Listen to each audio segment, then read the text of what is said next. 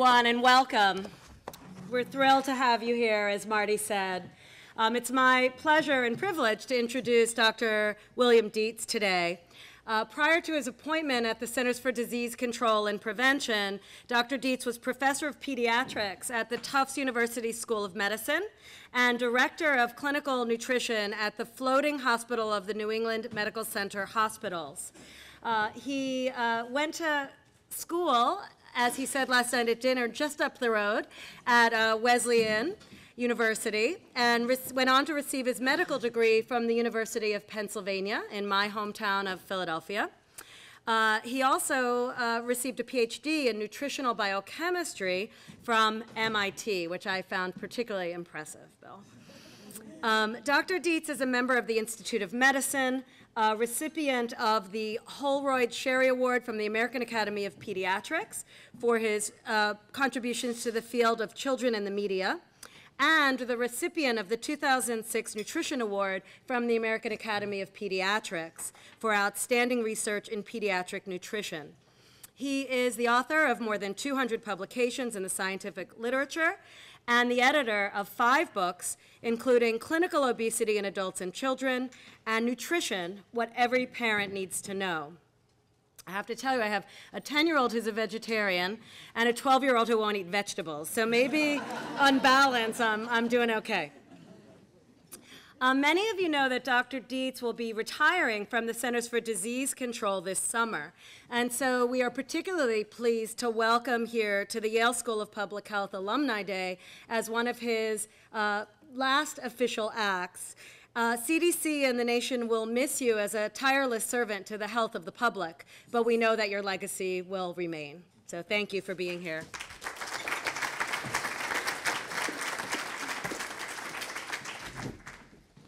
Well, thank you, Jeanette, for that kind introduction. And Marty and Dawn, thanks so much for hosting me and for this invitation. It's a real pleasure and honor to be able to talk to you today about the evolution of strategies for the prevention and control of obesity. This talk is really divided into 3 phases. I'm going to begin to where we've been, which covers the period from roughly 1970 to 1999. And talk about where we are now, which is the period from 1999 up until the present, and then where we are going.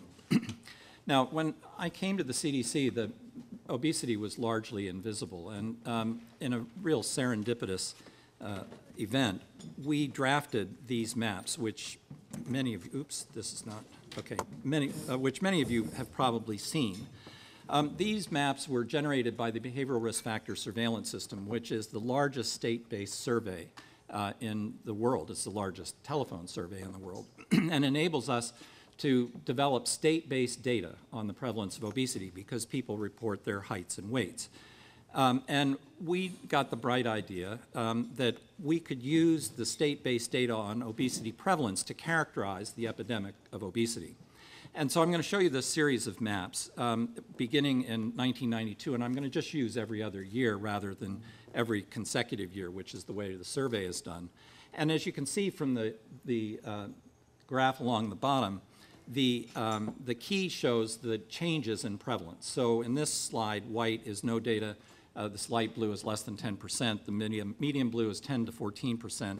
This darker blue is 15 to 19%. And you'll see how the prevalence changes as we add color. So this is 1992, 94, 96, 98, 2000, 2002, 2004, 2006, 2007, 2008, 2009, 2010. Now, these maps, in my view, were pivotal in terms of people's understanding of the epidemic because after you've seen these maps, the issue is no longer do we have a problem, because it's clear that these maps make that problem widespread. It's what do we begin to do about it. And it's important to note that these maps really provide underestimates of the true prevalence of obesity. In adults, that prevalence is about 34%, and an almost equal number of people are overweight. But in these maps, you don't see that prevalence because these are self-reported heights and weights. And like everybody in this room, people tend to over-report their height and under-report their weight. So the calculation of BMI is an underestimate. Now, I wish we had comparable data for children, but we relied on data from the National Health and Nutrition Examination Survey, which are shown here, for children aged 6 to 11 years and 12 to 19 years. And you can see that over this about 30-year period, between 1970 and 1999-2000, when the NHANES, the National Health and Nutrition Examination Survey, became continuous, that there was about a threefold increase over this 30-year period in the prevalence of obesity among both 6 to 11-year-olds and 12 to 19-year-olds. So people began to ask the question, why? What is generating this epidemic? What's changed to cause this epidemic? And my response has always been that everything has changed. The way we live changed substantially during this 30-year period. And that's illustrated in part by this graph, which shows the mode of transportation to school for children from the National Transportation Survey, showing that the use of cars to transport children to school increased markedly at the same time that walking or biking declined. And there now have been a couple of studies which demonstrate that increased reliance on car use in adults is associated with an increased risk of obesity, whereas an increase in walking is associated with a decreased prevalence in obesity. Now, over the same period, the food supply has changed dramatically. And this is a slide of what the average family of 4 ate in the course of a year in 1954. And it's notable that on this figure, that there is largely the absence of processed foods. The only processed foods are really cornflakes, which are up in this corner. And this is milk here. Notice the meat, and these are all potatoes. It was largely a meat and potatoes diet, but nonetheless, one which was relatively free of processed food. And notice the absolute absence of sugar drinks. There's some 100% juice here, but there's no soda, there's no 10% juice. And contrast that with what an average family of 4 in the United States was eating in the last couple of years. Now, this family is African American, but this is a universal diet that we're looking at here. Notice pizza, which is the highest source of calories for children and adolescents. Notice in the back the sugar drinks and all the processed food, and the relatively small quantity of fruits and vegetables. And this, simultaneous with these shifts, is that healthful foods have become relatively more expensive. Fruits and vegetables are more expensive than the junk foods or highly processed foods, which are less expensive, sodas and snack foods. You're familiar, I'm sure, with the increase in portion sizes, the increase in variety. These are all associated with increased intake on an experimental basis.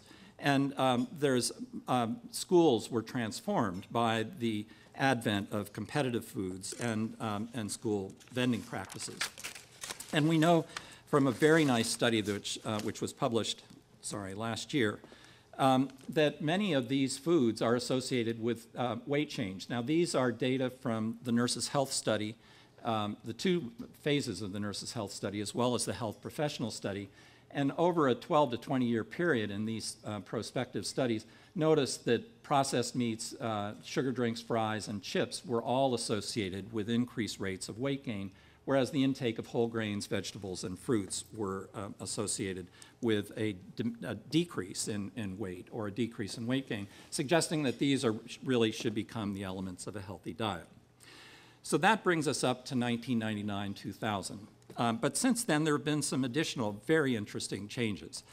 One of those is that we're now at a plateau, at least among women, shown here in the continuous NHANES over this 12-year period, whereas men are continuing to increase at a slow rate. We see shifts also in the prevalence of severe obesity. These are people with a BMI over 40 or about 100 pounds overweight. And you can see that despite the plateau that's occurred in women, the severe obesity has continued to increase, both in women and men, and notice that there's a substantially lower prevalence among men. And among children and adolescents, we see the same pattern that we see in adult women, that girls are pretty flat, boys are increasing, and interestingly enough, if we remove from this sample African American boys, boys tend to be flat. So the disparities that are associated with obesity, particularly among women, are now appearing in boys in terms of the increase in prevalence. And we know that this is an extraordinarily costly problem. This is a paper that we published in 2009 showing that obesity accounts for about $150 billion per year. Now, this is just in direct cost. It doesn't include the cost of disability. It doesn't include the reduction in efficiency at work, known as presenteeism. This is just direct cost. And then it was about, our estimates were that it was 10% of the national healthcare budget. And if anything, these now appear to be underestimates, that more recent papers suggest that the costs may be twice that, and they certainly are twice that if you include presenteeism or reduced performance at work. But coming back to this plateau, the plateau really begs the question for what is operating to achieve that plateau. And there are clues from what we learned about per capita cigarette consumption that point to perhaps an increased awareness of the adverse effects of obesity. Now, you know that per capita cigarette consumption began in 1900, and you can see that this slope was relatively constant up until 1954, when the first reports linking smoking and cancer appeared. And tobacco use peaked at the time of the Surgeon General's report on smoking and health in 1964. But you can see that here the slope began to change and certainly flattened or maybe even decreased up in here over this about 10 to 15-year period between 1964 and the 1970s. And I think that this plateau began because of an awareness of the adverse effects of tobacco use. The decline was really a consequence of multiple efforts in terms of changing the environments, making tobacco less available to adolescents, enforcing those laws, changes in social norms that occurred as a result of concerns about secondhand smoke exposure. And the other important observation, and we'll come back to this at the end, was that what drove tobacco as a social movement was grassroots engagement. This was not something that occurred at the federal level, although the federal level provided the data that pointed to the adverse effects of tobacco use. But what drove this the other way were policy and environmental changes at the local and state level. And states like Minnesota and California were leaders in this regard. And I think that's an important lesson that we'll come back to for the kinds of changes that we need to try to implement with respect to obesity. Now, with respect to obesity, a recent paper has shown that some of the goals with respect to prevention are very achievable, particularly in children. And this is a paper that looked at the energy deficit necessary to return by 2020, in 8 years, to the healthy people 2010 levels, which were a prevalence of about 5%. And this is children and adolescents. And if you remember that first slide of children and adolescents, the prevalence in 1970 was about 5%. And notice how small this deficit is on a daily basis. About 30 calories in 2 to 5-year-olds, 150 calories in 6 to 11-year-olds, and about 180 calories in 12 to 19-year-olds. And some of the changes that are already underway are addressing that deficit, and some that are projected are likely to achieve that deficit. So we know that sugar drinks account for 250 calories a day in the average child's daily caloric intake. I mean, that's a huge amount of calories. And although sugar drinks have been eliminated from many schools, not necessarily fruits and sports drinks, but the sodas, that only accounts for about 21 to 50 calories a day in the average child's daily intake. The Healthy Weight Commitment was an agreement from a number of companies that supply 25% of the calories in the U.S. diet. This was negotiated early in the Obama administration. And these companies agreed to eliminate 1.5 trillion calories from the U.S. food supply by 2015. But if you do the numbers, that's only about a 12.5 calories per capita deficit. Quality physical education, if we're successful in restoring quality physical education to schools, and quality physical education is physical education that keeps kids moving all of the time, or more than 50% of the time, at most that's an increase in 35 calories. And if we just switch sugared for non-sugared breakfast cereals, so for example, Cheerios for Frosted O's, or Frosted Mini Wheats for regular Mini Wheats, that's anywhere from an 8 to 80 calorie deficit And this is achievable. This is what it's going to take to prevent obesity or restore the mean BMI to where it was in the 1970s. But it's important to point out that this deficit is going to be much, much greater for people who are already overweight or obese. That deficit in the case of those individuals is more like 700 to 800 calories a day. And this points to an important distinction between obesity and other public health problems, because that group, the obese group, is not going to respond to the kinds of policy and environmental changes that I'm going to describe in a few minutes. For that group, very aggressive medical therapy is going to be required. But the policy and environmental shifts that we're talking about are going to be necessary to sustain weight loss after it occurs, because those individuals are going to be spending time in an environment that promotes food and inactivity. So, and we'll come back to that too, because that offers a unique opportunity for clinical community partnerships. Because for the present, the clinical aspects of obesity have been largely, in my view, separated from the community aspects of obesity, and that offers an important opportunity. Now, early in the last decade, we were in the position of having identified and increased the visibility of this epidemic, and were challenged with what to do about it. And the strategies that we proposed were those shown here. Pregnancy is a more recent addition, and sleep, which is directly or inversely related to obesity, was not on this list, and I'm not sure what a public health approach to increasing sleep would be.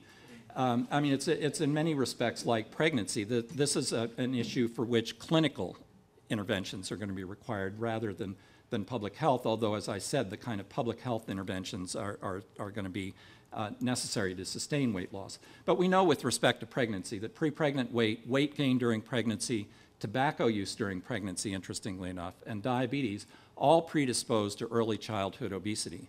And yet there's really a vacuum. Those of you who are looking for a new R01, I would suggest this is the place to go, because there's very little work being done in terms of healthy pregnancy. But the strategies that we've employed are the target behaviors, I should say, were reducing energy intake by decreasing the intake of high energy density foods and increasing low energy density foods like fruits and vegetables.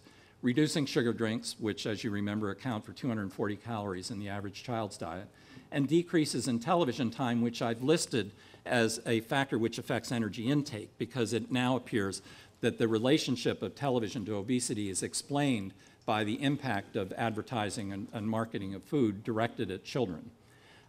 Breastfeeding is also probably a way of reducing energy intake, but I've listed it separately here.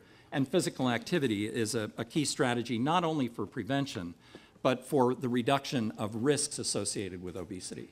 So that if you're obese and hypertensive and inactive and become active, your blood pressure will improve.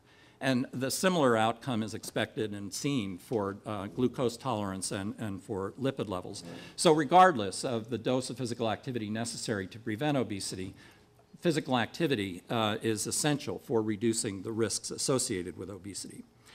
And as we thought about this, we moved from an individual perspective to this broad social ecological model, which is now in wide use, and began to focus up here on federal and state initiatives, community initiatives, and institutional changes, which affect the interpersonal and individual environment. So we may not be able to be as effective at changing individual behavior as changing the circumstances in which that individual behavior occurs.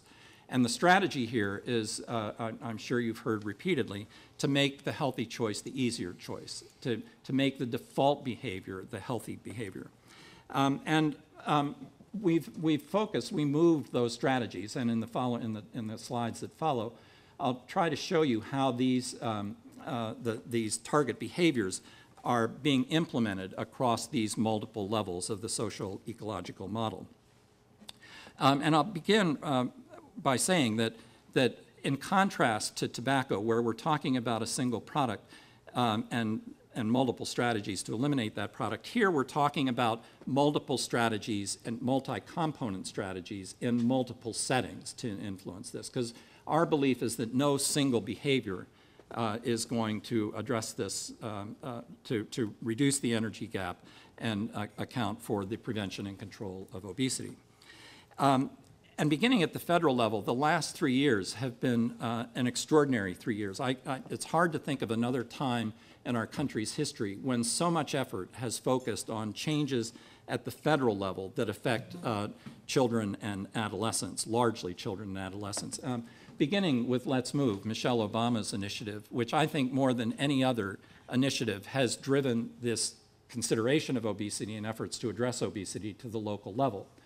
The outward-facing piece of Let's Move is the Partnership for a Healthier America. And you may have heard about this group as the group that negotiates with businesses to make changes. And it's a very rigorous process because the businesses are held accountable for the changes that they've pledged. And one of those examples that I mentioned earlier was the healthier weight commitment to change the food supply. The Child Nutrition Reauthorization has passed, and it's known as the Healthy Hunger Free Kids Act, which has changed the foods in schools. We initiated a healthy food and sustainability policy, or a procurement policy, which is now being extended across the federal government, which is going to change the food supply for the institutions that the federal government affects and potentially will transform the food supply. There's now a national action plan for physical activity, and I'll come back to these community-level interventions briefly, the Communities Putting Prevention to Work and the Community Transformation Grants, which are funded out of the Affordable Care Act. And in the Affordable Care Act, there's a Prevention and Public Health Fund, which is supporting these community-based initiatives, and which is in jeopardy, as you may have read, because of the House concerns about balancing the budget. And the latest debate on this was to trade off the funding for student loans, the reduction in interest on student loans, against the Prevention and Public Health Fund. We've had a Surgeon General's call to action on breastfeeding, and the two major bills that are going to potentially transform the food supply, or have the potential to transform the food supply, are the Food, Farm, and Jobs Bill and the Transportation Reauthorization Bill. And I'm not going to spend a lot of time on these because those are really a lecture in themselves. And near the end of this talk, I'll talk briefly about the HBO documentary that's just been released in early May, and the IOM report on accelerating progress in obesity prevention. But I want to show you a few examples of how these target behaviors and the strategies that address these target behaviors are beginning to be translated down across institutions. And the main institutions that we focus on are the food industry, early care and education, schools, work sites, medical settings, and communities and states. So we mentioned the healthy weight commitment and the procurement policy, which may be leading to product reformulation. But I want to spend a moment or two on early care and education, which is perhaps the lowest hanging fruit in obesity prevention and control. As you may know, enormous numbers of children spend enormous amounts of time in early care and education settings, child care settings. 73% of children 3 to 5 years of age are in at least one weekly child care setting, and 41% of preschool children are in child care for 35 or more hours per week. So this is an environment in which children spend a lot of time, and transforming those environments may easily achieve the caloric deficit, which you'll remember was about 30 calories a day for 2 to 5-year-olds.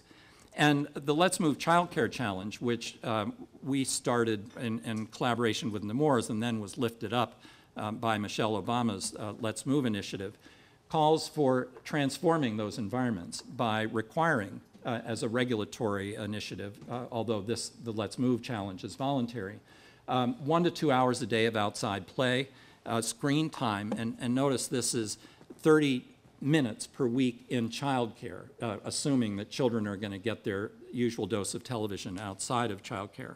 Fruits and vegetables at every meal without fried foods, use of water and the elimination of sugar drinks, and the use of low or no-fat milk with limits on the juice, and specification that juice has to be 100% juice, not the 10% juice that is largely sugar. And that support for breastfeeding mothers who want to continue during the day.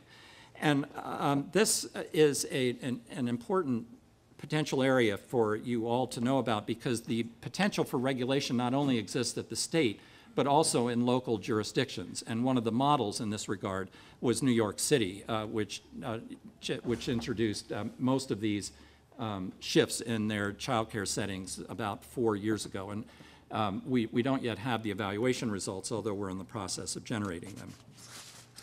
Now, I'm also not going to spend a lot of time on work sites, although the big work sites get this because they're paying the price for obesity and paying the price for the reduced performance or the increased presenteeism that exists. But I think that there's some real opportunities in medical settings, beginning with hospitals. Now, in my view, there's no reason why hospitals shouldn't be the healthiest work site on the planet. It's consistent with the mission of medical centers. And yet, medical centers often lag behind this. And as you know, many of the children's hospitals have fast food restaurants in their lobbies. So this should be an easy target. And the state of North Carolina, in the state of North Carolina, all the hospitals have signed a pledge to make their cafeterias healthier places for foods. And that's happened with no adverse effect on revenue. I mean, of course, that's the biggest concern. But the other thing that medical settings can do is to make them themselves baby-friendly, which means that breastfeeding is the default behavior in hospitals. And there are about 10 steps to baby-friendly, such as skin-to-skin contact, rooming in, no foods other than breast milk, delivered by the breast, not by the bottle, that increase not only the initiation of breastfeeding, but the duration of breastfeeding. And breastfeeding has a fair amount of evidence that this is a successful strategy to prevent obesity. But the other opportunity, which is one which is largely absent, is this notion of clinical community partnerships. And the rationale for that I mentioned earlier, that there needs to be a clinical initiative to achieve weight loss, but that needs to be complemented by community strategies that sustain weight loss and also act to prevent obesity. And the chronic care model offers some insights into how to do that. Now, we clearly have to change the way we deliver care for this problem. This is a problem that affects 17% of children, 34% of adults, and it's not the typical or classic paradigm of provider-patient interaction is not going to cut it here with those numbers. And so not only do we have to change the medical system, but we also, as I've argued, need to change the environment into which these patients return. And that's an opportunity for a clinical community partnership. And the voice of clinicians as advocates for community-level change has largely been absent. And that's an opportunity that, on which I think we can capitalize. And the glue that would link medical systems with environmental systems is another stipulation of the Affordable Care Act. And that is that hospitals need to invest in community benefits and do a community needs assessment. Now, in the past, those community needs assessments have been, well, what's the prevalence of elevated levels of hemoglobin 1AC? Well, that's not necessarily a community needs assessment. That's a hospital needs assessment. But I think, and there's some examples here in this state already where this, and in fact in this city, where the Community Benefits Initiative and Community Needs Assessment are being tapped to begin to meld public health and clinical medicine. And that's an opportunity that we have to pursue. The other thing that's happening at a broad scale is community transformation. And I mentioned earlier the money in the Affordable Care Act for communities putting prevention to work. That was the first community initiative. And CDC received about $370 million to fund 50 communities to begin to address nutrition, physical activity, and tobacco. That has been supplanted by the community transformation grants, and there's now $170 million going into community transformation grants. The most recent allocation was $70 million, which was announced earlier this week. And the focus of these grants has been broadened now to not only include tobacco and nutrition and physical activity, but also high-quality clinical services and at least some discretion in addressing social and emotional wellness, and importantly, a healthy and safe physical environment. Now, these grants already reach a third of the U.S. population, Now, the numbers aren't great. I mean, if you're thinking 170 million divided by 300 million people, the per capita numbers are not, or a third of that, 100 million people. It's not a lot of money, but it's infrastructural support for the changes needed to address obesity, and that's shown here. I mean, some of these are rural states, some of these are large counties, and some of these are mixed opportunities with counties and states and tribes and territories. So the hope is that these, or the expectation, it's more than a hope because we're really requiring, that these groups focus on the kinds of strategies that I've outlined above for example, for healthy food financing, in which funds are allocated for putting in healthy retail in underserved areas, or procurement policies at the state and local level that do what we're already doing at the federal level, or changes in community infrastructure to support physical activity, like trails and bike trails or public transit, or things like early care and education standards, which are potentially transformative. But all of these strategies, and all of this movement, doesn't necessarily yet constitute a movement. And there is a science around social movements. If you think about civil rights, or you think about Mothers Against Drunk Driving, or you think about tobacco or women's suffrage, there's a science around social movements, and one which we need to seek to understand. And these are some of the elements common to social movements. And I think they point up just how far we still have to go with respect to obesity. So one of the most important elements of a social movement is the shared and personalized perception of a threat. And I'm not sure that obesity is seen as a personal threat. First, because of the language we use. And we know that people who are obese rarely use that term because it has such a pejorative connotation. So how do we frame this in a different way? How do we have a frame of this which constitutes a moral imperative? And that's a challenge because the groups that are passionate about breastfeeding may not be the same groups that are passionate about child marketing, or the same groups that are passionate about restoring physical education and recess in schools. So we may need to think about how do we establish strategies in which obesity reduction is a co-benefit. And think here about climate change, which is a natural. Think here about health equity, which is a natural. And think about how we might identify and empower groups around some of the issues which touch obesity, but in which the issue may not be specifically obesity. And finding that passionate few, I think, is an important strategy and challenge, because that's going to be what's necessary to develop this network on collective action. Now, that collective action may not be, as I said, obesity. It may be a series of smaller actions against a common target. There still is a lack of communication challenges. So what is learned in one area, what innovation is learned in one area, is not immediately shared in other areas. And we've got to have a connecting fabric of communication if we're going to enable the sustained efforts that are going to be necessary to reverse this epidemic. And that reversal is going to take time. And we can't be impatient with that time. It took 30 years for this epidemic to evolve. It may take another 30 to get back to where we were in 1970. And in order to do that, we have to move from movement to a movement, or to movements. Now, there are multiple opportunities, and one of those is most immediately to connect existing efforts, which aren't necessarily connected. And as I mentioned, we need to identify and mobilize the passionately committed. One of the opportunities that I hope you know about is the HBO Weight of the Nation documentary, which was released on May 14th and 15th.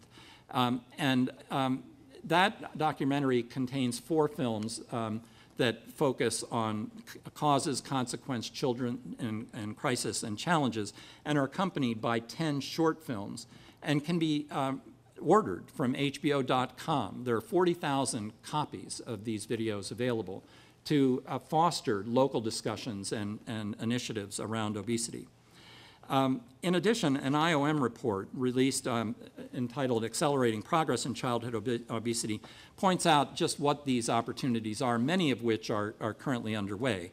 So making physical activity an integral and routine part of life, that is, finding infrastructure or building infrastructure to restore physical activity, or joint use agreements where schools are open to community activities after hours.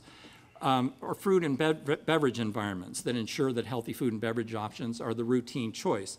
Procurement policy, again, comes in here. Strategies to reduce sugar drink intake. Better choices in restaurants, an area which is ripe for change. And changes in U.S. agricultural policy that stop subsidizing the commodity crops and restore a balance, a balance of agricultural production that aligns with the dietary guidelines. Transforming messages about physical activity and nutrition so that stopping the marketing of food, of poor foods to children, and changing the food supply that is marketed to children. Front of package labeling, an initiative that's underway at the FDA to enable consumers to make and identify foods that are healthy by just looking at the front of the pack. Expanding the role of healthcare providers and insurers, increasing the robustness of the clinical care that's delivered to obesity to address the obese individuals, and linking that with preventive efforts within businesses and transforming the healthcare delivery system to make obesity a priority, including training in medical schools. And finally, making schools a national focal point for obesity prevention. I mean, schools are places where children spend a good part of their lives in the same way that work sites are places where adults spend a good part of their lives. And these are institutions that are readily targetable and presumably responsive to some of these changes. And then finally, I think as we think about what kinds of strategies are necessary to generate bipartisan support, we need to think about targets that address the triple bottom line. That is, strategies that address health, environmental improvement, and economic growth. And some of these are obvious, and some are not so obvious. For example, we ought to be able to capitalize on oil dependency to promote physical transport. And physical transport addresses the triple bottom line. It improves the environment by reducing car use. People have to walk to get to where they're going if they're using physical transport. And it's less expensive than our dependency on oil dependency. And another novel idea, I think, is to use the foreclosure crisis to restructure communities, that those foreclosed homes could be purchased by the local government and developed into parks or community gardens. That, again, affects the triple bottom line. It improves health by access to fruits and vegetables, and parks, we know, have an impact on health. It has an environmental benefit because of the development of parks. And the prices, the home prices, tax base rises around such areas. But we have to be careful as we do this that we not increase the already existing disparities among individuals, because those communities, which often are poorer communities, are, when they become desirable places to live, the people who live there may be displaced. So from 1970 to the present, I think there is cause for optimism. I think there are also challenges ahead, not the least of which is appealing on bipartisan issues to a Congress and administration that are paralyzed by their opposition and divergence of ideas. But it strikes me that the opportunities that exist for particularly actions at the local and state level, which are free of those congressional constraints, provide some optimism that this problem can be addressed. And the movement that exists across the country is very substantial. And the challenge is beginning to link that into a movement or movements. So thank you very much for your attention. I'd be happy to answer questions.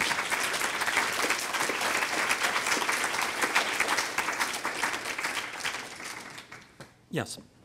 Maybe could you introduce yourself?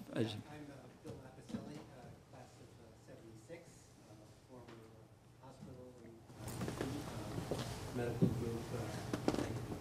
To what extent do you think that the overall political environment, of which there's a tension between less government at each level, federal, state, and local, versus, you know, more government intervention on these kinds of issues are hindering the efforts to Could you hear the question over there? No. So the question was, to what extent does the political opposition to these types of initiatives make progress difficult? Is that fair? Yeah, the philosophy of Less government versus more, government, right. less control of individuals' lives versus a desire to have more intervention. Right. For Right. So many of the policies that I've talked about require government intervention, but not all. I mean, the institutional changes are voluntary, can be really free of government. It doesn't take a government intervention to make a large employer decide that they need to offer benefits for people who improve their dietary intake and physical activity levels. And I think this comes back to how do we position these issues in a way that appeals to both constituencies? Because, I mean, you could characterize some of the community level as big government, but you could also characterize them as making communities more livable, and people would resonate. So I think a good part of this is how we frame this, and one of the things that I've been perplexed about is particularly when it comes to early care and education and school interventions, that government is accused of providing a nanny state, and children need protection. I'm not sure they need an expensive nanny, but I wish we could reframe, or somebody in this room, very creative talents, could reframe that so that the protection of children is what characterizes these issues and the need for these changes, as opposed to being a nanny state. So a lot of this, I think, has to do with reframing. I mean, the clash of government and non or big government is there and remains. But these are big problems like this can't be solved without government attention. And that government with tobacco, as I said, began at the local and state level. What's different about obesity is that this has begun at the national level and doesn't yet have the grassroots commitment and support to generate the political will to implement most of these strategies. Yes? Thank you, Dr. Dietz. My name is Mario Garcia. I'm the Director of Public Health for the City of New Haven. Oh, nice to meet you. I want to report on the Weight of the Nation screenings. We have been able to screen 4 of the videos in the department, and we have audience that is very interesting, a mix of individuals, and generated a very important discussion. And so we recommend people to continue doing this. We're recruiting people in the community to roll it out to other audiences. Great. But my question comes from my knowledge of the natural causes video. And it seems that this is the model that you're following. The natural causes sort of presented this discussion in a visual manner, people engage in conversation. I was wondering if there is any sort of evaluation from that experience that could be applicable to the Weight of the Nation screenings, in which you can actually establish that there has been some kind of change and support of the policies that you want to advocate for. Yeah. You could hear that over there, I hope. Yeah, that's a very important point, and I wish we had the funds to do that kind of evaluation. It's a tricky evaluation to do, because what you would like to do is to know what impact that screening has on the subsequent initiation of policy within either an institutional setting or a local jurisdiction. And capturing that's hard. And I would be very pleased just to learn how well the videos work and which videos you use, because there's 8 hours of film, and you have to be selective in what you show. And I think what you show is going to be affected by which audience you're trying to reach. So I think in our experience, we probably, in the showings that we've conducted, we've not used any of the 4 one-hour documentaries. We've used the shorts. The business short, which shows a construction company in Arkansas saving money by investing in a wellness program, or Nashville, which was a CPPW community which built infrastructure to support physical activity at the direction of the mayor, or fruits and vegetables, or Stigma to sensitize, and we've used that for our staff, just to sensitize our staff to how tricky an issue obesity is, and how sensitive we need to be to in the implementation of our strategies to focus on obesity and not the obese. So I'd be interested in learning just how your screenings went, and for those of you who plan to screen, I'd love to learn what you think works and what doesn't. But the evaluation is terribly important, and I don't think we learned from natural causes what was really effective. Yes? Could you make a case that using this long three-syllable word is actually not helpful? Why don't you just say fat, fat, fat and get over with it? Well, because fat is, if you ask obese patients what terms they would like their provider to use, fat is lowest on the list. And you're one of the, and you're, you know, there is this debate within the field about whether you call it fat or whether you talk about overweight. In order to have a conversation, I would argue you have to use the least pejorative terms to open the conversation. And in my patient experience, I think overweight works. I don't think obesity works. I think increased BMI works. But you have to, you know, that. Obesification. Good thought. Jewel? Yeah, well, if you can speak loud enough. Jewel Mullen, class of 96. First, I just want to say thank you as the Connecticut Commissioner of the Department of Public Health for your understated reference to all of the national and worldwide leadership you have provided over the past several decades. Oh, well, thank you. Thanks. Thank you. And I know how much, as you talked about CDC's work, it's really been work under your leadership. So my question is, understanding that you've also been instrumental to the development of the Communities Putting Prevention to Work program, community transformation grants, and now understanding that the staff you leave behind will continue to work and collaborate in CDC in the coordinated chronic disease model, how we work here and how we work with CDC and other partners to grow that movement. Because the other thing that's happening right now is people are having to fight over their individual interests, cancer, heart disease, at the same time that we're all being overtaken by this epidemic, and the shared risk factors is what we really need to be talking about. So if you have some other ways that we can think about how we, who might actually be here because we care about obesity, but go back to work on diabetes or heart disease or something else, can really grow this movement, it will help my leadership here. Well, I must say I haven't thought very much about that. So, but I think that there's an opportunity here that we haven't had ever in the field of nutrition and physical activity before, because there is this recognition that nutrition and physical activity and inactivity are cross-cutting risk factors for all those major diseases, and that's new, and it enables a focus on prevention, which is going to be reinforced by the criteria that CDC is looking at in the CTG grants. So I think that it in effect, in some respects, demedicalizes the efforts of public health, which have been disease-focused rather than prevention-focused. And I think we need to utilize the tools that we have at our demand, which include the Affordable Care Act and the Prevention and Public Health Fund. That sustaining that effort to retaining the Affordable Care Act, which is my most fervent hope, will sustain these types of programs. Because if that funding ends, our ability to implement these strategies at the state and community level will be very greatly threatened. So I think that the first thing to do is to push for the sustaining the Affordable Care Act.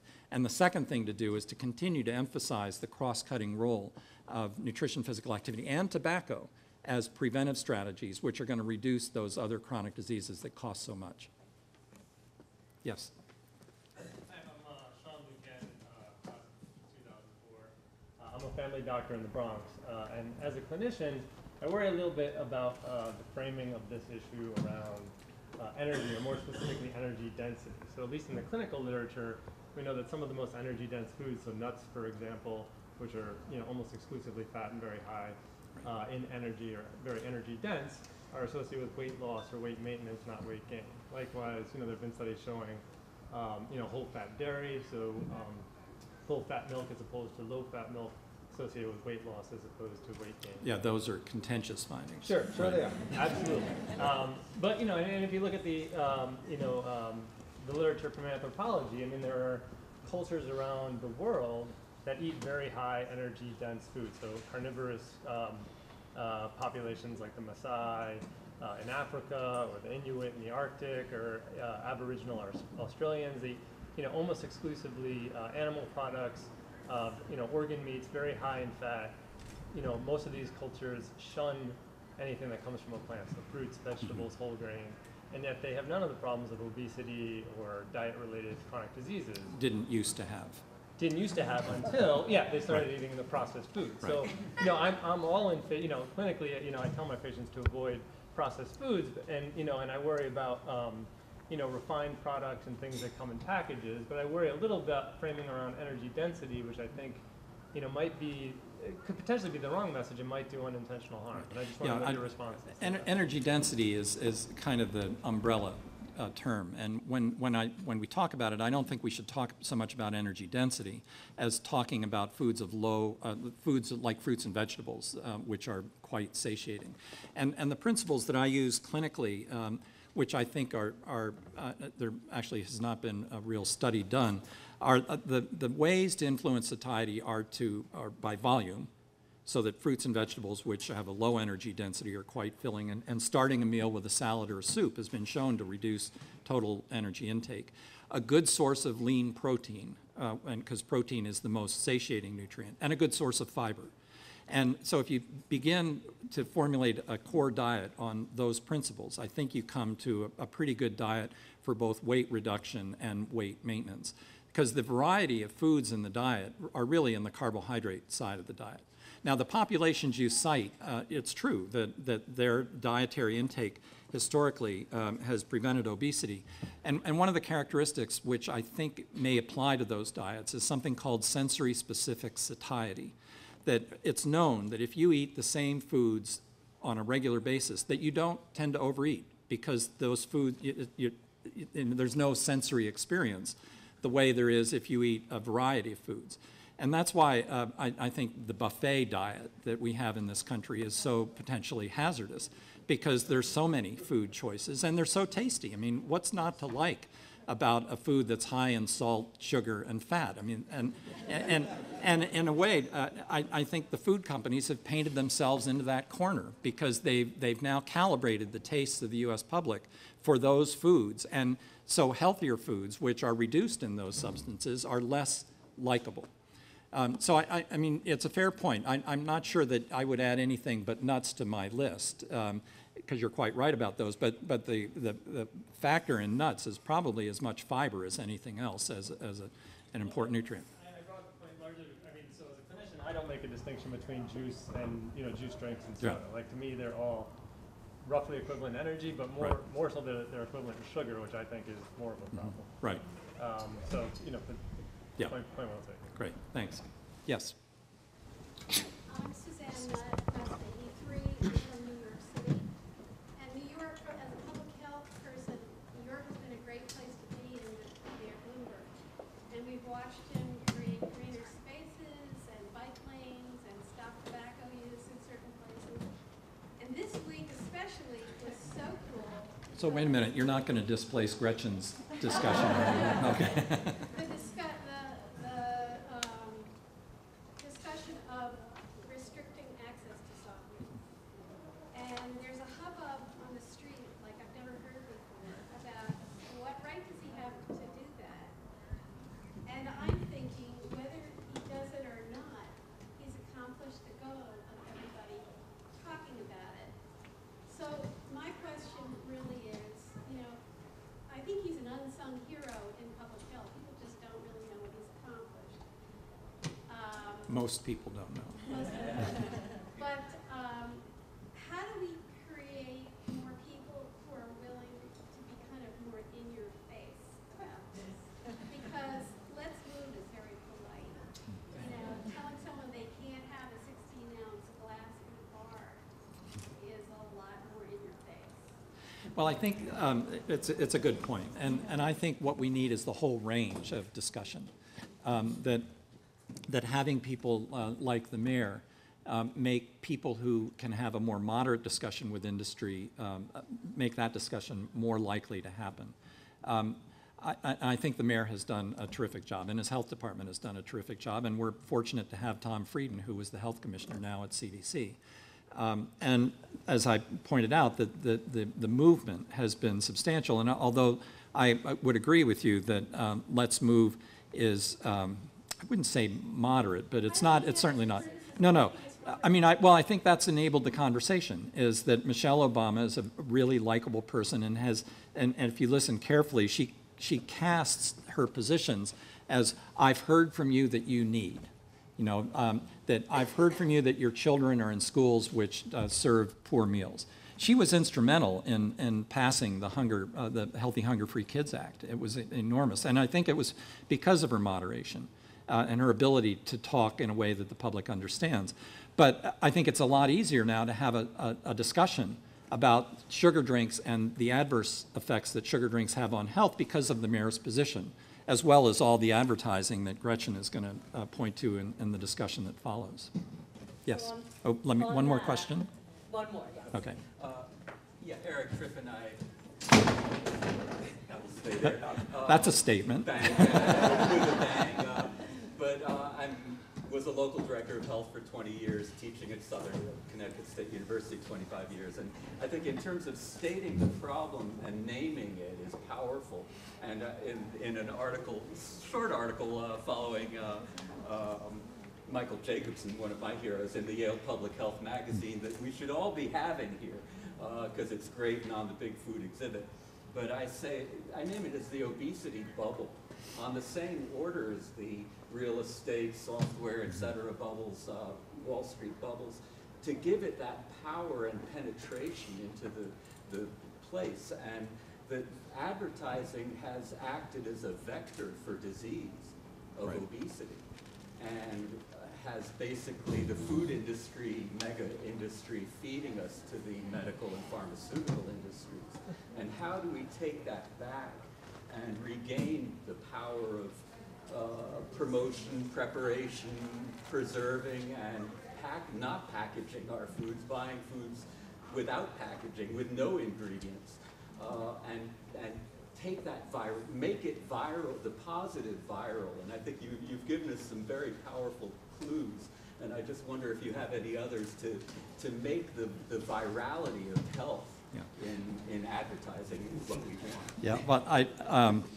I think that's starting to happen, and I think that the emphasis or the interest in regional food systems, local production, is really one of the movements that we need to nurture because it has so much in common with the goals that we're trying to achieve. But I'm going to let your statement stand. That was very eloquent. Thank you.